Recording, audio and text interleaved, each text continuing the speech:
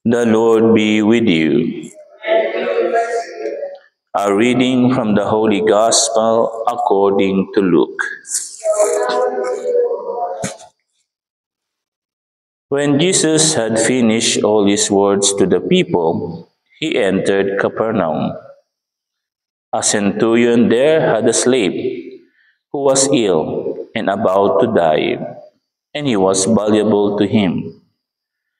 When he heard about Jesus, he sent elders of the Jews to him, asking him to come and save the life of his slave. They approached Jesus and strongly urged him to come, saying, "He deserves to have you do this for him, for he loves our nation and he built the synagogue for us."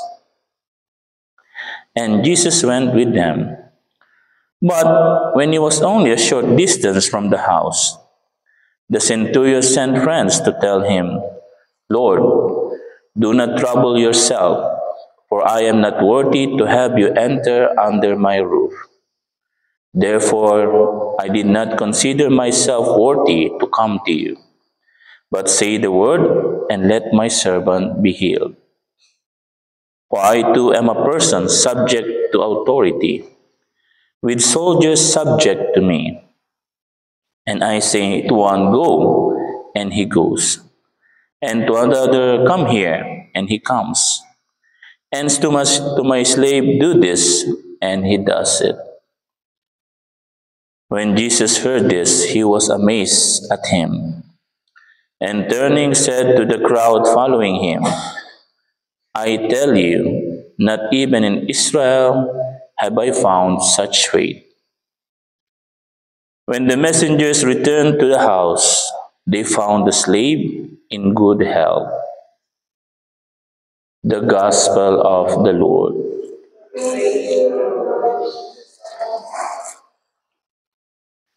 Praise be Jesus and Mary. Therefore, I did not consider myself worthy to come to you, but say the word, and let my servant be healed. Brothers and sisters, sa atong ebanghelyo karon, na ang pinagaling o gihil ng atong Ginoo sa pamamagitan lang ng salita. No? It's only words. Sabi nga, salita lang ang ginamit ni Jesus. At ang isa pang pagkakaiba, hindi mismo nakita ni Jesus yung slave. No? Dili kabalo ang Ginoo kinsa man o unsa mang slave. No?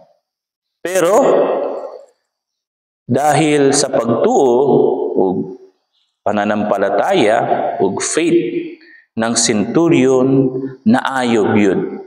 Gumaling yung slave, no? Nung alipin nung centurion. See, if we have trust, faith, and humility, kining tulo, no? Trust, faith, and humility, no? It will make and it will give us the miracle we need. No? And alam nyo, itong sinabi ng centurion is the one we are saying. No? Atong gisulti kapag bago tayo magkomunyon, di ba? "Lord, I am not worthy to enter under him, but only say the word, and I shall be healed." Kini ang word ng centurion. No? Ibig sabihin, bakit nilagay ng simbahan kining words bago tayo magkalawat o magkomunyon? Why? Because, no? Dahil kinahanglan, na kapag tumanggap tayo ng komunyon, no?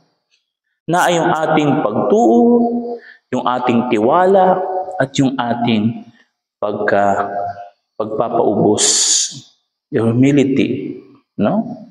Kaya ang alam nyo, kung talagang naa tayong faith o pagtuo, even the Eucharist, no, makapagpagaling sa atin. Of course, hindi man siguro sa atong sakit na physical, but most of all, sa atong sakit na spiritual ug moral, no? Kaya nga, brothers and sisters, no? Gayahin natin, let us imitate this centurion, no? Na kahit na mataas ang kanyang ranggo, no? Officer siya, no? Centurion siya, ibig sabihin, naa siyang mga soldiers, no? And yet, nagpaubos siya. He humbled himself and trust in the word of God. Nagtiwala siya, no? Kay Lord na gagaling, no? Ang kanyang anak just by the word. And that is what we need. Kini ang atong kinahanglan sa adlaw-adlaw, no? Para magkaroon ng milagro ug himala kasalanang humingi ako sa langit ng isang himala. Totoong may himala. May himala, may milagro. Kung kita, gagayahin natin kining centurion. Na tayong pagtuo, na tayong ang atong humility, papaubos, kung na tayong trust sa Ginoo.